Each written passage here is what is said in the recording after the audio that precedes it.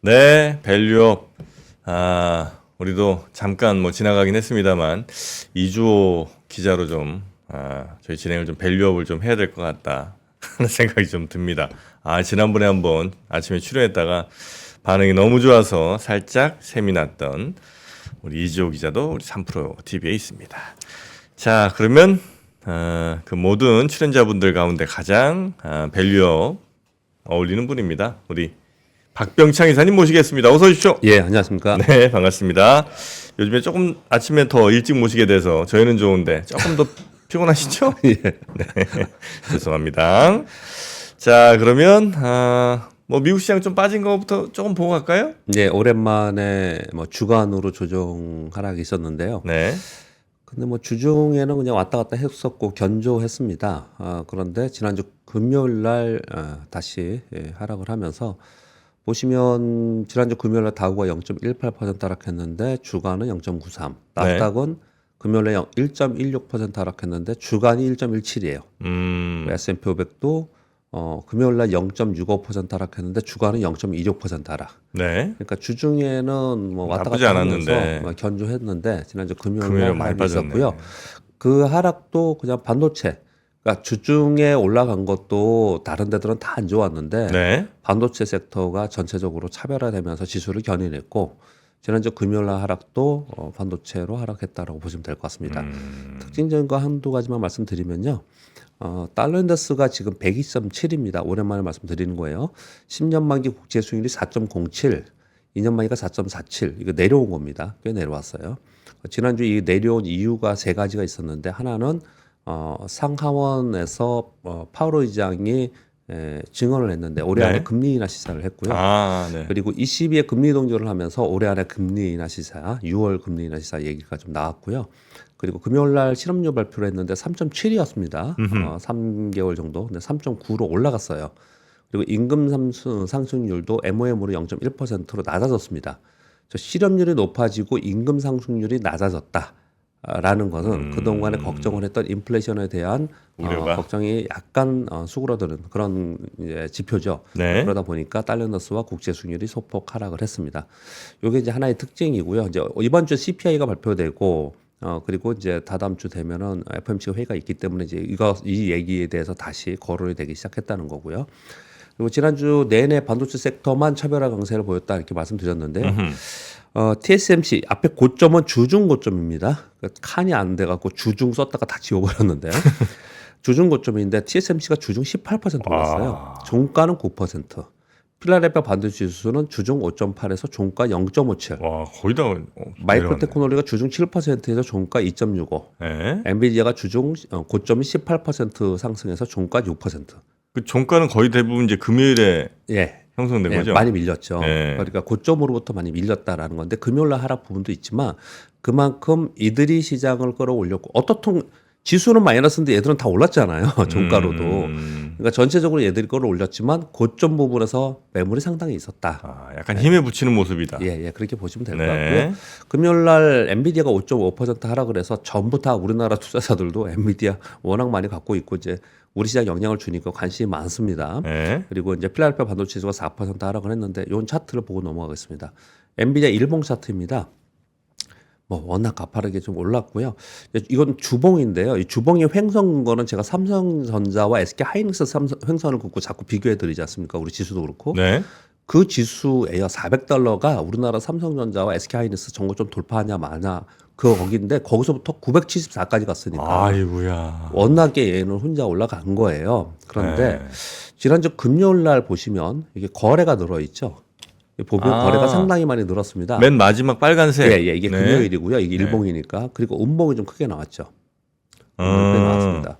이런 적이 없잖아요. 보시면. 네네네네. 그래서 지금 974달러, 1000달러까지 근처에 가면서 매물이 좀 집중적으로 나오는데 왜 이러냐라는 얘기들을 많이 하더라고요. 엔비디아 이제 고점 찍었냐? 아니면 뭐 일시적으로 차익 매물이냐? 요거 논란이 많고 뭐 이런 건 아니에요. 그런 건 아니고요. 차익 매물이 있었는데 그동안에도 차익 매물이 있었거든요. 네네. 그럼에도 불구하고 잘 어떻든 견조하게 움직였습니다. 근데 금요일은 이제 밀렸다는 얘기예요. 근데 그거보다 중요한 건 거래량이 늘었다는 얘기는 그러면 뭔가가 더 거래량이 많았다는 얘기는 매도도 많았다는 거고 거래가 더 많이 됐다는 얘기지 않습니까? 예. 매수도 많았고 그럼 뭐 때문에 그랬냐라고 생각해 보면 이번 주에 코드로플 데이 그 선물옵션 동시만기 역량이 상당히 있을 거라고 생각합니다. 사전적으로 우리 시장도 지난주에 이런 일이 벌어졌거든요. 설명을 드릴 겁니다. 네. 그래서 그런 부분들이 이제 개별 종목에 급등한 종목에 매물이 나오고 있다라고 해석하는 게 맞지 않을까 생각하고요. 그리고 주봉으로 봐도 지금 거래가 지난주에 보면은 최근 2020년이에요. 2021년부터 지금까지 쭉 봤을 때 제일 높은 제일 큰 거래량이 생겼죠. 네. 제일 큰 거래량이 생긴 데 윗골이 그렇게 달려 있어요. 그러니까 다소 좀 주의해야 되는 부분까지는 좀 차트상으로 왔다. 수급상으로는 네. 그렇게 좀 보여지는 그런 모양입니다. 그리고 지난주 우리 시장 말씀드리면 우리 시장은 상대적으로 뭐 강했습니다. 올랐습니다.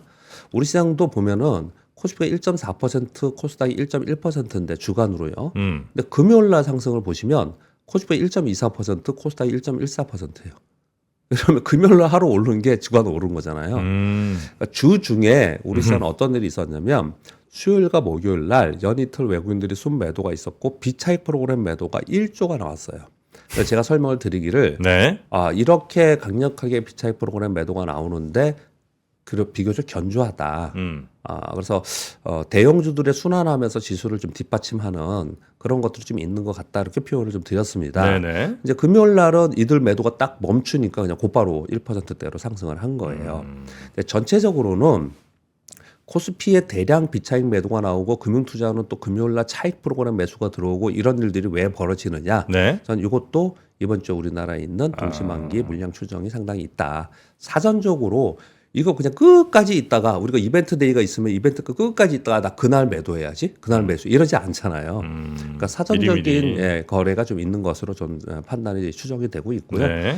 그리고 지난주에 코스닥에 있는 바이오 종목이나 뭐 아니면은 반도체나 단기 급등한 종목들은 매물을 좀 맞았어요. 이걸 봤더니 외국인의 알고리즘 거래가 상당히 있더라고요. 이게 알고리즘 거래 어떻게 알 수 있냐면요. 네.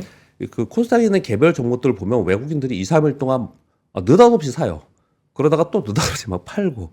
이거는 뭐냐, 이걸 가져가려고 하는 게 아니에요. 그냥 기술적 수급에 의한 거래인 거고요. 또 하나는 여러분들이 그렇게 거래를 하시는지 모르겠지만 느끼실지 모르겠지만 가령 매수도 그렇고 매도도 그렇고 이거 참고로 좀 말씀드려볼게요. 네. 만약에 매도가 밑에가 1000주, 3000주뿐이 매도가 없어요. 매도가. 네, 예. 근데 나는 만주를 매도하고 싶어. 음. 그러면은 3000주에다가 매도를 만주를 딱 하면 3000주 체결이 되고 7000주 매도가 될 게 있어야 되잖아요. 네. 다 아시죠? 그렇게 있어야 되잖아요. 그러니까 매수를 하고 싶다고 아니면 매도를 하고 내가 매도를 만약에 한다. 매도를 하고 싶다. 매수 잔량이 3000주뿐이 없어. 매수 보이는 잔량이 데가. 3,000밖에 없다. 그럼 내가 만주를 거기다 확 던져버리면 7,000주에 잔량 잔량이 남아야죠. 내게 남아 있어야 되잖아요. 네. 근데 안 그래요. 보면은 딱 거래를 하면은 물론 그런 경우도 있지만 남아 있는 경우도 있지만 거래를 하면은 곧바로 내게 체결이 되면서 또 1000주가 딱 들어와요. 그러니까 자동으로 걸어놓은 거예요. 그렇게 자동으로 이 호가에 대비 밑으로 몇 호가, 위로 몇 호가 매도, 밑으로 몇 호가 매수가 자동으로 걸려져 있는 거래가 상당히 많아요. 우리 눈에 보이는 것보다 상당히 많습니다. 네네네. 그런 거래들이 이 프로그램 코스닥 종목에 매매. 상당히 많아요. 알고리즘 매매다 그거. 예, 상당히 많아요. 그래서 코스닥은 사실 이 얘기는 너무 오랫동안 이렇게 말씀드리고 있습니다. 코스닥의 개별 종목의 외국인들 거래는 그 기업에 뭐가 발생을 해서 기업 가치에 변화가 생겨서 외국인들이 들어와서 산다, 뭐 변화가 생겨서 판다 이렇게 생각하시면 안 되고 상당 부분 수급적 영향이 훨씬 크다. 아니 근데 그거는 좀 큰 기업들에 주로 그렇게 하는 거 아니에요? 작은 기업들도 그렇게 해요? 코스닥 작은 것도 많이 있습니다. 뭐 알고리즘 매매로? 예. 아, 그래요? 많이 있어요. 그러니까 그렇게 좀 보시면 될 것 같고요. 그러니까 액티브형 알고리즘 매물이 거래인 거죠. 근데 지난주에 그런 게 좀 많이 보이더라고요. 네네네. 그동안에 쭉 사면서 외국인들이 올리는 것에 매도가 좀 있었다. 그렇게 좀 보여지고요. 지난주에 인터배터리 행사가 있었어요. 그래서 배터리 일부 종목, 삼성 SDI가 가장 셌고요. 일부 종목들이 강세를 보이는 특징을 보였고요. 그리고 반도체들이 전반적으로 우리나라 시장도 미국도 그랬지만 반도체가 전반적으로 좋은 상황 속에서 섹터별로 그리고 이슈별로 종목 장세가 지난주에 있었다라고 정도 해석하시면 될 것 같습니다. 네. 그러니까 지수는 지금 2680까지 왔어요. 근데 진짜 직전 고점이 2694거든요. 얘를 계속 못 넘겨요. 네네. 한번 보여드릴까요, 차트를? 이거 우리나라 주봉이거든요. 주봉이니까 이게 하나가 한 주잖아요. 한 주, 두 주, 세 주, 네 주, 다섯 주, 한 4, 5주 동안 여기 그냥 계속 있잖아요. 이게 네. 양봉으로 올라가지도 못하고 내려가지도 못하고. 이전에 올라갈 때는 뭘까요? 이전에 올라간 거 베일리오 프로그램 얘기하면서 올라간 거예요. 여기까지 가놓고 여기서 더 못 가는 겁니다. 그래서 제가 삼성전자 차트를 비교하면서 설명을 좀 드렸는데 여기서 계속 지지부진 이러고 있는 거거든요. 그래서 이제 우리 시장을 부정적으로 보시는 분들은 이렇게 얘기를 하는 거죠. 이 사이에 미국은 막 감치고 갔잖아요. 전 세계 주요 시장에 갔지 않습니까? 뭐 우리 미국이 영향을 많이 받으니까 미국이 저기서 조정을 보이면 우리 야 결국은 이거 돌파 못하고 밑으로 간다. 이런 얘기를 지금 하는 거예요. 그래서 또는 이 상태에서 여기까지 올라온 거는 지금 외국인들이 엄청나게 우리 시장에 지금 매수를 사준 거 있잖아요. 순매수 해준 거잖아요. 네. 그들이 순매수를 안 하면 누가 끌어올릴 거잖아요. 여기까지 위로. 기관들은 계속 파는데 결국은 여기서 좀 주춤주춤하면서 조정을 좀 보이는 그런 모습이 되지 않을까라고 우리 시장을 걱정을 하는 그런 목소리가 사실 지난주에도 있고 지난주에도 계속 왜냐하면 돌파를 못 하고 있으니까 그런 상황이었거든요. 지금 그 설명을 제가 지금 드리고 있는데 우리 시장은 2694가 전고점 돌파를 해야지 신규 매수가 들어올 수 있거든요. 2694 전고점을 뚫어야. 그러니까 보통 주가라는 게 네. 어떤 가격에 매물이 막 있는데 그 매물을 돌파하고 신규 매수가 들어오면 그걸 돌파하면 신규 매수가 들어와요. 근데 그런 것들이 있는데 지금 외국인들의 거래나 이런 전반적인 봤을 때 이걸 돌파하지 않겠냐라는 걸 기대하면서 지난 한 2주간 3주간 있었어요. 그래서 여태까지 계속 그냥 멈춰 있는 상황인 거거든요. 네. 이 상황 속에서 외국인들이 만약에 순매도로 전환하면 우리 시장은 좀 밀릴 수밖에 없는 그런 상황이지 않습니까? 네, 그런 가운데 이번 주에 우리는 선물없음 동시 만기가 있습니다. 그러니 지금 차트를 보시면서도 지금 벌써 지금 4주 동안 이러고 있는 거잖아요. 그러니까 여기서 지수가 방향 잡으면서 막 위로 막 급등하고 급락하고 이러기 좀 쉽지 않은 상황이다. 네. 오히려 동시만기 때 좀 매도가 좀 나올 가능성이 있지 않을까 이렇게 좀 판단을 하는 거예요. 그래서 지금 동시만기 주간이 이번 주에는 개별 종목들의 물량 관리, 포지션 관리 정도만 좀 하고 이번 네. 주에는 좀 지켜보는 관망 분위기가 더 있지 않을까. 이번 주의 시황은 좀 그렇게 좀 보고 있습니다. 미국도 그렇습니다. 미국의 흐름을 간단히 설명드리면 이렇습니다. 역사적 신고 지수 났죠. 너무 과소가 아니야? 그러면서 차익 매물 나왔죠. 나왔죠? 근데도 강세였어요. 왜? 네. 반도체 때문에. 견조한 조정을 계속 보였습니다. 그러면서 계속 차별화가 나타나고 쏠림 형사만 계속 나타나고 그래서 정프로님도 야 이렇게 이런 일이 나타나는 건 이거는 좀 갈 때까지 온 거야. 올 때까지 온 거야. 이런 표현을 계속 네네네. 하셨잖아요. 했죠. 네. 지금 이제 그런 상황이에요. 근데 제가 거기에 이제 뭐라고 답변을 드렸냐면 그냥은 꺾이지 않는다. 뭔가 이벤트 이유를 대면서 시장은 고점을 찍든 저점을 찍든지 한다. 그런 것들이 이벤트인데 그게 뭐냐라고 봤을 때 몇 가지가 있는데 네. 하나는 오늘 끝나는 미국의 은행의 채권을 담보로 대출을 해주는 프로그램, 은행의 유동성을 준 프로그램, BTFP, 네. 이게 종료가 돼요. 이 얘기가 굉장히 많습니다. 이 채권 시장에서는. 아. 그러니까 요런 게 만약에 이유가 될 거냐, 아니면 네. 선물 옵션 동시 만기예요. 이번 주에 또 미국도 금요일 날. 네. 요게 그런 어떤 모멘텀이 될 거냐, 아니면 지금 다 AI가 밑으로 저 모멘텀이잖아요, 이거는. 위로 갈 모멘텀은 아닌 거 아니에요? 지금 요 두 가지는 좀 그렇죠. 두 네. 가지는 그렇죠. 네. 그리고 또 하나는 지금 AI가 가장 시장의 이슈인데 네. AI 이슈는 다음 주에 18일 날부터 있어 엔비디아의 그 AI 컨퍼런스가 있잖아요. 이게 있으니까 이 기대감은 계속 존재해 있는 거 아닙니까? 그러면 이게 이벤트가 끝나야지 그 다음에 그러면 이제 여태까지 우리가 기대하는 것들은 반영은 여기까지 했어. 이제 이벤트 끝났으니까 이제는 좀 차익 이제 매도를 좀 할까? 이런 어떤 그 이 시기를 이벤트를 보자라고 제가 계속 말씀을 드리고 있어요. 이런 게 지금 몇 가지가 있어요. 네, 이런 것들을 시장에서는 반영을 분명히 할 건데 그런 것들을 좀 살펴봐야 된다. 이렇게 말씀을 좀 드리고 싶어요. 아, 이 AI 컨퍼런스. 예, 아, 여기에 대해서 예, 조심스럽지만 예, 별 내용이 예. 크게 안 나올 것 같다는 예, 이거 약간 직관 예. 같은 게 좀 생깁니다. 뭐 그럴 수도 있겠죠. 왜냐하면 예, 엔비디아 젠슨 황이 예. 사실 그동안 굉장히 회사를 잘 끌어온 거 아니에요, 사실. 예. 근데 지금 주가가 약간 좀 과열돼 있다는 판단을 젠슨 황이 하는 거죠. 예, 그래서 안정적이고 지속적으로 이 회사를 끌어가려면 예, 단계적으로 쭉 가는 게 좋은데 지금은 너무 좀 과열돼 있다 판단하에 예. 이번 컨퍼런스에는 큰 센세이셔널한 내용이 나오지 않습니다. 그거는 이제 이렇게 보시면 될 것 같습니다. 근데 지켜봐야 되는 거지만 네. 그냥 이렇게 보시면 돼요. 여태까지 했던 얘기나 일반적인 얘기들 있잖아요. 예. AI 시대가 됐고 올해가 원년이 됐고 뭐 이런 얘기들 있잖아요. 예. 그러면 아마 실물 매물 나올 가능성이 있고요. 예. 만약에 여기서 한 번 더 치고 가면서 시장에 다시 한번 온기를 주려면 구체적인 얘기가 나와야 돼요. 구체적인 상품, 구체적인 가이던스가 나와야 되는데 그건 뭐 지켜볼 일이니까요. 네. 이거 언제 나오냐면은 제가 이거 볼까요? 우리 시간으로 보면은 언제더라 제가 써놨는데요. 어디다가 잠깐만요. 여기 있네요. 예. 그래서 19일 오전 5시. 19일 오전 5시 우리 시각으로 이제 알 수 있다는 거죠. 예. 그런 내용들이 좀 있습니다. 그렇게 보시면 될 것 같습니다. 그러니까 지금 보시면 그냥 심플하게 말씀드리면 이것저것 저는 뭐 아침에 뉴스를 전해드리고 시장 상황 전해드리니까 이것저것 시장에 있는 얘기들을 다 전해드리는데 그냥 심플하게 생각해 보면 우리 계속 걱정했던 것처럼 미국 너무 과소가 아니야? 엔비디아 주가 너무 과소가 아니야? 매물 좀 나오고 좀 쉴 수 있겠지? 네. 이 정도의 흐름으로 지금 있어요. 있는데 그게 쉬는 게 아니고 그 쉬는 기간이 길어질 수도 있거나 또는 주가의 조정폭이 길어질 수도 있는 거잖아요. 네. 그런 것들은 일반적으로 그냥 아무런 이유 없이 나오진 않고 어떤 이벤트가 발생이 됐을 때 그 이벤트 데이 전후로 해서 어떤 일이 벌어지는데 그걸 좀 살펴보자 이번 주에는 이렇게 말씀드리고 있는 겁니다. 다음 주 다음 주 화요일쯤 되면 이제 네. 답이 좀 나오겠네요. 근데 이제 사전에 움직이죠, 애들이. 그리고 이번 주 금요일에는 동시만기이기 때문에 엔비디아 개별 주식, 엔비디아 개별 그 옵션 얼마나 거래 많이 있겠어요, 지금요. 네, 그런 것들이 아마 팔 사람들은 뭐 대거 팔 거고, 근데 또는 살 사람도 살 거 그럴 거 아니에요. 네, 그런 변동성이 이번 주 있을 것이다라고 말씀을 좀 드리는 네. 거죠. 전체적으로 좀 관망하는 게 지금 상황은 좀 낫지 않을까 그렇게 좀 말씀드리겠고요.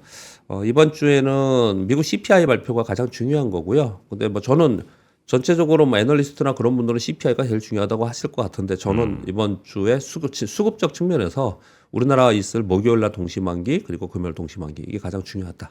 지금 설명을 그렇게 내리고 있는 겁니다. 시황에 대해서는요. 네. 그렇게 말씀드리겠고요. 서머타임 시행되는 거 이제 알고 계시고 다음 주 내일부터 5시에 끝납니다. 미국 시장, 우리 시간으로요. 뉴스 몇 가지 말씀드리겠습니다. 지금 미국하고 중국하고 뉴스가 뭐 여러 가지 정말 많이 나오고 있어요. 근데 아까 공 기자님이 좀 전해주셔서 짧게 말씀드릴게요. 일단 이거는 먼저 한번 저렇게 소개를 드렸습니다. 한 2번 소개 드린 건데요. 미국 의회에서 중국산 항만 크레인 제지한다 얘기가 있었는데 조사 결과 발표를 했습니다. 원격 액세스가 가능한 셀룰러 모뎀을 발견했다. 그래서 향후 안보를 위협할 의도가 확인되었고 우려가 될 소지가 크다.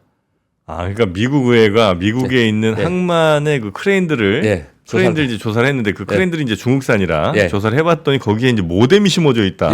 이거는 뭔가 데이터를 중국으로 몰래 보내기 위한 그런 거 아니겠느냐? 그래서 근데 이거 왜 중요하냐면요. 이게 중국산이 거의 대부분 들어가 있거든요. 크레인에. 그래서 그 중국산이 빠져나오면 어디가 제일 수혜를 입냐? 일본산이 있어요. 그래서 일본산 관련된 주가가 굉장히 많이 움직이고 있고요. 그래서 여기에 관련돼서 이렇게 썼습니다. 그래서 미국 공급망 재편 관련해 주가 차별화가 지속되고 있다. 이걸 이제 참고로 말씀을 좀 드리겠고요. 아니 중국도 참 그 크레인에 그 모뎀 넣어서 물류 감시한다는 거 아니에요 결국은? 왜 그런 짓을 하나? 근데 어떤 모뎀인지는 우리가 얘기하기는 좀 그렇죠. 크레인이 있을 수도 있는 거죠. 크레인에 무선 통신 모뎀이 있을 수 있는 거죠. 그런가? 만약에 모뎀이 있다면, 그건 그 미국 항만에서 자신들의 필요에 의해서 모뎀을 넣었을 테니까 그거에 뭐 문제 삼지 않았을 거고. 자기네들이 인지하지 못하는 어떤 모뎀이 발견됐다는 뭐 그런 뉴스 아닐까요? 뭐 그렇게 받아들여야죠. 액면 그대로는요. 액면 그대로는요. 근데 사실 그런 거잖아요. 항만에 있는 그 데이터도 되게 중요하잖아요. 중요하죠. 도로 가다가 가는 데이터도 중요하고. 중요하죠. 또는 사람들이 쓰는 개인 데이터도 중요하고. 그 전부 다 지금 중국이 가져가서 쓸 수 있다라고 하는 거예요. 미국은 지금. 그렇게 얘기를 하고 있는 거죠. 네네. 그리고 아까 좀 전해주신 것 같던데 미국이 중국 반도체 업체 6곳을 추가합니다. 추가. 기존에 화웨이하고 SMC 이런 게 있었어요. 이번에 창신 메모리를 포함해서 6곳을 추가 제재를 준비한다. 이렇게 지금 얘기가 나오고 있고요, 뉴스가. 이제 발표되면 또 이제 시끌시끌 하겠죠. 그러면 이런 뉴스가 나오면 또, 그러면 우리나라 반도체는 이것 때문에 피해를 입냐, 수혜를 입냐, 막 이런 얘기들을 또 분석 자료들이 나오고 그래요. 이런 얘기들은 어제 오늘 얘기가 아니고, 꽤 오랫동안 요구에 지금 있는 상황이고, 우리 기업의 그동안에는 그렇게 좋은 쪽은 아니었던 것 같습니다. 네. 그동안에는. 그리고 이러니까 아까 뉴스 전해드린 것 같던데 중국이 미국에 대응하기 위해서 36조 원 규모의 반도체 칩 펀드 조성한다. 자력 반도체 기술 발전을 강화한다라는 뉴스들이 연이어서 나왔습니다. 그리고 전기차 아까도 반도체하고 전기차 두 개 했다고 그랬는데 전기차 중국 저가 공세 미국 기업들 업계에 위협 경고한다는 뉴스가 계속 나오고 있습니다. 가격이 워낙 싸요. BYD가 지금 브라질, 헝가리, 멕시코에 공장 건설하고 있는데 뭐 2천만 원 아래의 전기차들이 계속 지금 나오고 있기 때문에 남미, 동유럽 뭐 이런 데까지. 그래서 미국에서 중국산 전기차의 관세를 125%까지 부과해야 되지 않겠냐는 법안을 발의했다는 뉴스가 전해지고 있습니다. 근데 이 전기차 이렇게 뭐 저가로도 일단 많이 깔리면 예. 이건 추가로 쓰는 전기일 거 아니에요, 그죠? 기존에 있던 게 바뀌는 게 아니라 그렇죠. 추가로 쓰는 전기를 그렇게 감당할 만한 인프라들이 다 있나 하는 생각이 살짝 미국 아직 그 정도 인프라 없죠. 그래서 계속해서 인프라 하고 있는 거고 그리고 테슬라도 슈퍼차저 계속 지금 증설을 하고 있는 상황인 거고. 그러니까 전기 같은 건 우리나라는 되게 그 안정적으로 사실 잘 공급하는 나라잖아요. 거의 뭐 정전 사고도 딴 나라에 비하면 진짜 없잖아요. 그렇죠. 근데 안정적으로 이렇게 전기를 이 나라들이 공급을 다 할 수 있나? 그래서 그 얘기를 하는 거잖아요. 지금 말씀하신 것 때문에 전기 부족할 거다. 변압기 부족할 거다. 변압기. 내년에 부족할 거다. 내년에 진짜 많이 부족할 거다. 이 얘기를 계속 하는 거예요. 네, 그래서 맞습니다. 그런 얘기 나오고 있는 겁니다. 그리고 엔비디아가 GTC 2024 다음 주에 역대 최대 규모로 개최한다. 정프로님 의견은 별 얘기 없을 것이다. 근데 이제 무슨 얘기가 나오는지 구청이 나오는지 이거는 전체 섹터에 영향을 줄 겁니다. 그래서 관심 있게 보셔야 되고요. 특히나 이 주가에 막 흥분할 만한 이런 아이템이라면 일부러 더 발표하지 않을 가능성이 높다. 왜냐하면 여기서 이제 더 미친 듯이 더 달려버리면 나중에는 정말 오히려 충격이 더 클 수 있죠. 충격이 클 수 있으니까. 그런 거 약간 난 조절할 거라고 봅니다. 그런데 이 젠순왕 CEO가 그렇게 할지에 대해서는 이제 좀 모르겠는데 연준은 합니다. 연준은 시장을 그렇게 합니다. 시장을. 네네네. 예전에 옐런 장관은요. 나스닥 막 급등하고 그 기술주도 급등했을 때 대놓고 너무 급등한다. 버블이다. 이렇게까지 막 얘기를 하면서 조절하고 그랬어요. 네네. 그러니까 이런 얘기까지 하잖아요. 지금 이번에 연준이 5월인가 6월에 금리 인하를 한번 하지 않을까라는 의견들이 많습니다. 이건 물가 때문이 아니고 어느 정도는 이게 시작을 해놓고 이게 반응이 어떤지 물가 반응이 어떤지 이런 걸 봐야 되는데 그때 뭘 또 보냐 시장을 봅니다. 시장을 시장을 보면서 시장이 막 과열돼 이러면은 그러면은 멈추겠죠. 이제 그런 분석이 나올 정도로 시장이 어떻게 움직이는 걸 보는 건 분명히 많습니다. 네네. 근데 이제 기업의 CEO가 그걸 보면서 판단할지에 대해서는 저는 모르겠고 아무튼 뭐 보겠습니다. 네. 그리고 테슬라 공장 그 정전 내고 있잖아요. 네. 이게 빨리 복구가 안 되나 봐요. 그래서 전기 공급이 이번 주말에나 돼서 그렇다니까 이런 얘기를 좀 하고 있습니다. 네. 그래서 꽤 큰 손실 예상이 지금 하고 있다는 얘기하고 있고요. 그리고 노보노디스크 있잖아요. 네. 지난번에 있었던 그 다이어트 시장 있잖아요. 원래 당뇨병 얘기였나 그랬던 거. 그거 때문에 엄청 주가가 올랐잖아요. 요번에 근데 다이어트 신약 이 두 번째 거를 요번에 맞아. 이거 참 뭐 엄청 돌더라고요. 요거에 또 효과가 굉장히 긍정적이라고 얘기를 하면서 주가 계속 급등을 했어요. 올해 바이오라니까. 그래서 주가 급등을 해서 시가총액이 5천억 달러 근처까지 갔어요. 5천억. 근데 여러분 테슬라가 시가총액이 5,500억 달러입니다. 이거랑 비교가 안 돼요. 네. 이렇게 비교하니까 확 그렇죠. 느낌이 오죠. 그래서 그냥 이런 비교를 많이 하는 겁니다. 느낌이 확 오죠. 어느 정도까지 지금 와 있는지. 노보노디스크가 지금 거의 테슬라. 그렇게 얘기를 많이 하고 있습니다. 그리고 자 이게 어떻게 우리 시장에 영향을 줄지 저부터 참 궁금한데요. 국제 반도체 표준화 기구에서 HBM4 있잖아요. 12단짜리 한다는 거. 16단짜리는 말만 나왔고 12단은 지금 이제 공개한다고 합니다. 지금. 네. 이거 HBM3E, HBM4 얘기하는 거잖아요. 네. 요거의 두께를 지금까지는 720 마이크로미터 이내로 한다라고 했다는 거예요. 네. 근데 보세요. 단수가 더 높아지는데 두께는 720 마이크로 이내로 그냥 잡아두면 얼마나 어렵겠어요. 이게 수율이 나올래나? 이게 구현할 수 있을래나? 이런 걱정들을 한 거예요. 그러면 이 기업들은 뭡니까?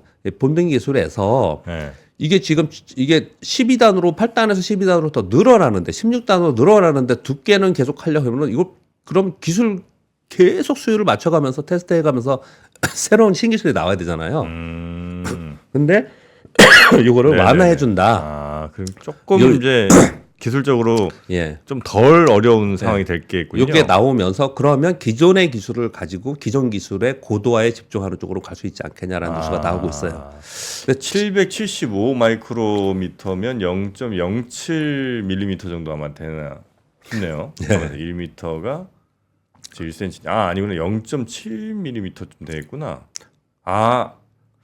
이런 것까지 또 생각을 해봅니다. 그러세요? 마이크로면 이제 일단 100만 분의 1m일 거 아니에요, 예, 그죠? 그러면 센치로 하면 10,000 분의 1cm니까 밀리미터로 따지면 한 1000분의 1cm니까 0.7mm. 이렇게 뜬금없이 이런 계산들 우리 해주셔서 이사님 감사합니다. 이렇게, 예, 미국의 화장품 수입 전체 증가율이 12% 증가했는데요. 네. 우리나라가 62%가 증가해서 이건 증가율이에요. 해서 미국 내 수입국 중에 한국 점유율이 2.8%로 1위. 1위예요? 좋은 뉴스죠. 오. 1위가 됐다고 합니다. 20.8%? 예. 오. 전체 수입에서. 그래서 증가율로 보면 프랑스는 5.5% 증가했고 일본은 16% 감소했어요. 야. 이걸 얘기하는 겁니다. 근데 확실히 우리 기업들도 진짜 어떻게든 저 생존해 나가기 위해서 중국에서 안 되는 거를 정말 다른 데 시장 맞아요. 어떻게 또 이게 그렇게 하는 거예요, 지금. 대단합니다. 예. 좀 좋은 뉴스, 기분 좋은 뉴스이죠. 네. 그리고 지난주에 그 삼성 디스플레이에서 8.6세대 IT OLED 장비 반입식이라는 걸 했어요. 여기 일본의 도끼도 갔었고 우리나라 8.6세대. 예. 꽤 크네요. 라인 장비 반입식이 있었어요. 네. 그래서 요거는 요쪽 관련된 데 영향을 주겠죠. 그래서 이제 요소를 좀 가져왔고요. 그리고 보핏 그 삼성이 보핏만 계속 얘기를 했었는데 요번에 집사 로봇 볼리 있잖아. 볼리. 요 기능 확대 이게 동그랗게 굴러다니는 거. 예. 기능 확대를 주문했는데 삼성이 로봇 사업 확대를 위해서 로봇 전문가 및 M&A 적극적으로 하겠다 이런 뉴스가 좀 있었습니다. 그래서 지난주 금요일에 약간 움직였습니다. 그렇게 말씀드리겠고요. 마지막 뉴스만 전해드리겠습니다. 국내 기관들이 서울경제 뉴스입니다. 1년 사이에 코스닥 최대 순매도를 계속하고 있다. 저도 이거 계속 전해드리고 있잖아요. 순매도를. 예. 지금 기관 맞아 엄청 팔아요 기관들이. 수급 보면서 맨날 전해드리고 있잖아요. 여기 기관 계속 팔아. 주간 코스닥 보면은 기관이 4,100억 팔고 있어요. 왜 그래요? 계속 지금 이제 설명을 지금 하는데 이제 설경제의 뉴스입니다. 2월에만 약 1.6조 정도 순매도했고요. 3월 7일까지 약 4,200억 순매도했고 밸류업 도입한 27일 이후에 연속적으로 매도가 나오면서 약 2.7조 정도 순매도를 하고 있다는 거예요. 그 왜 그래요? 그래서 약간 비판적인 얘기를 하면서 이제 이유를 이런 얘기를 드는 거예요. 하나는 밸류업 프로그램이 있었는데 밸류업 프로그램에 들어가는 종목들은 코스피에 많죠. 코스닥 성장주가 많으니까 상대적으로 그렇지 않다라는 게 있고요. 그리고 또 코스닥에서 코스피로 이전 기업들도 되게 많잖아요. 네. 이런 부분들도 영향이 상당히 있다라는 부분들 얘기를 하고 있고요. 그리고 지금 외국인들은 코스닥을 파는 게 아닌데 국내 기관들이 계속 파는 거는 결국은 이렇게 밸류 프로그램의 취지가 무색되는 게 아니냐. 이런 얘기들을 하면서 이제 서울경제에서는 이렇게 얘기를 합니다. 이 밸류 프로그램 취지 얘기가 나오면서 시총 상위 기업을 코스피 이전하는 거는 원래 있었던 거고 그런 가운데 기관 수급 악화가 되면서 이게 밸류 프로그램 하면서 이게 코리아 디스카운트를 없애자고 했는데 이게 지금 이러다가 코스닥 디스카운트가 되는 게 아니냐.